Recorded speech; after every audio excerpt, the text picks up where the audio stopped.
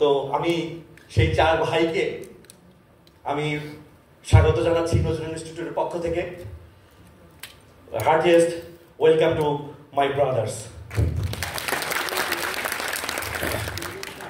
প্রিয় ছাত্র জনতা, আমার বক্তব্য শুরু করব আমি একজন শহীদের গল্প দিয়ে। সেই শহীদের নাম ওমর ফারুক। তার বয়স আনুমানিক 25 হবে। 9 জুলাই সে ফেসবুক স্ট্যাটাসে লিখেছিল চির উন্নত মমশির। তার একটা ছবি শেয়ার করে সে লিখেছিল চির উন্নত মমশির।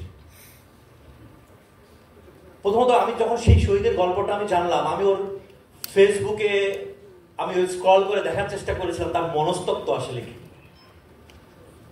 তারপর আমি দেখলাম সে 18 জুলাইতে লিখছে 1952 ভাষা আন্দোলনে শহীদ হয়েছিল 39 জন। 18 জুলাই 2024 একই দিনে মারা গেছে 41 জন। ছাত্রদের বুকে গুলি করে আজ পর্যন্ত কেউ পার পায়নি। আমার ভাইদের আর ছোট ছোট বাচ্চাগুলোর তাজা রক্তের হিসাব দিতে হবে।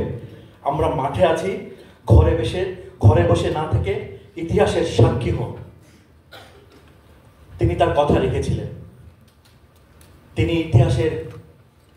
তিনি ইতিহাস নির্মাণ করে আমাদেরকে তার সাক্ষী করে তিনি আল্লাহর কাছে চলে গেছেন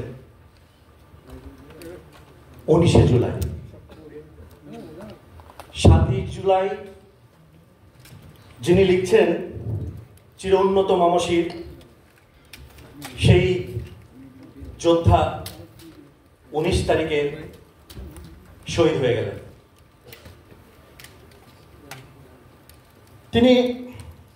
আমি এবার ফিরে আসি নজরুলে।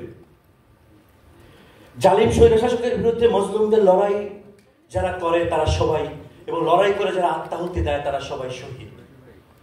নজরুল বলছেন গোলামীর চেয়ে শহীদি দরজা অনেক ঊর্ধ্বে যেন, চাপরাশির ওই তকমার চেয়ে তলোয়ার বড় মেন। আল্লাহর কাছে কখনো চেয়েও না ক্ষুদ্র জিনিস কিছু, আল্লাহ ছাড়া কারো কাছে কভু শির করিও না নিচু। বিনম্র শ্রদ্ধা জানাই 24 গণ অভ্যুত্থানে অংশগ্রহণকারী, শাহাদতকারী ও আহত বীর যোদ্ধাদের, বীর শহীদদের রুহের মাগফিরাত কামনা করছি। আমি আলোচনার জন্য কেন এই টপিকটা বেছে নিলাম? বেসিক্যালি নজরুল নিয়ে, রবীন্দ্রনাথ নিয়ে আলোচনা হয় খুব গুরুগম্ভীর, এবং টপিকগুলো বেছে নেওয়া হয় খুব গুরুগম্ভীর।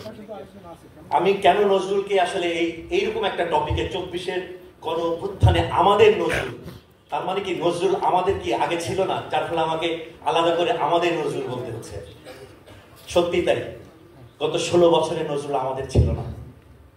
গত 16 বছরে আমাদের কাছ থেকে নজরুলকে কেড়ে নেওয়া হয়েছিল। আর নজরুল হচ্ছে এমন একটা বিষয় যে বিষয়ে আলোচনার জন্য বিশেষ কোনো আলোচনার প্রয়োজন আছে বলে আমি মনে করি না। এই বিষয়ে কথা বলার জন্য আসলে নজরুল গবেষক হওয়ারও প্রয়োজন নেই। 24 ছাত্র গণ অভ্যুত্থানে আমরা দেখেছি আমাদের প্রত্যেককেই এক একজন নজরুল হয়ে উঠতে। আমাদের দেয়ালে দেয়ালে, মিছিলে মিছিলে ছিলেন নজরুল। নজরুল যাদেরকে যুদ্ধের মাঠে নামিয়েছেন, নজরুলকে নিয়ে যারা যুদ্ধের মাঠে নেমেছিল, যুদ্ধ জয় করেছেন, সন্দেহ নেই তারা প্রত্যেকেই এক একজন নজরুল আলোচক। তাদের মধ্যে আমিও একজন। আমার মতো ক্ষুদ্র মানুষটিও তাদের মধ্যে একজন। 1929 সালের 15 ডিসেম্বরের কথা। নজরুলের বয়স তখন মাত্র 30। কলকাতার অ্যালবার্ট হলে নজরুলকে বাঙালির জাতির কবি হিসাবে সম্বর্ধনা প্রদান করা হয়েছিল। সেই অনুষ্ঠানের সভাপতির বক্তব্যে বিজ্ঞানাচার্য প্রফুল্লচন্দ্র রায় বলেছিলেন, ফরাসি বিপ্লবের সময় এক একজন ফরাসি অতি মানুষে পরিণত হয়েছিল। আমার বিশ্বাস নজরুল ইসলামের কবিতা পাঠে আমাদের ভাবী বংশধরেরা এক একটি অতি মানবে পরিণত হবে। সেই অতি মানবের চেহারাটা আমাদের সময় কেমন ছিল সেটা আমরা জানতে পারি এক ঘাতক পুলিশ অফিসারের বক্তব্যের ভিতর দিয়ে, যে বলেছিল গুলি করি একটা, মরে একটা, বাকিটি নড়ে না।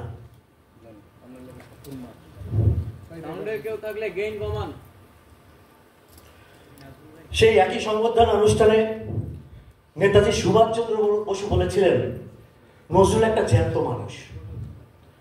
নজরুলের স্বপ্ন গোটা বাঙালি জাতির স্বপ্ন।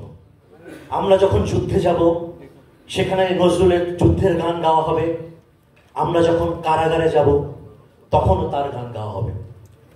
নেতাজি আরো বলেছিলেন, আমি ভারতের বিভিন্ন প্রদেশে সর্বদা ঘুরে বেড়াই, বিভিন্ন প্রাদেশিক ভাষায় জাতীয় সঙ্গীত শুনবার আমার সৌভাগ্য হয়েছে, কিন্তু নজরুলের দুর্গম গিরিকান্তার মরুর মতো মন মাতানো গান আমি আর শুনেছি বলে মনে হয় না।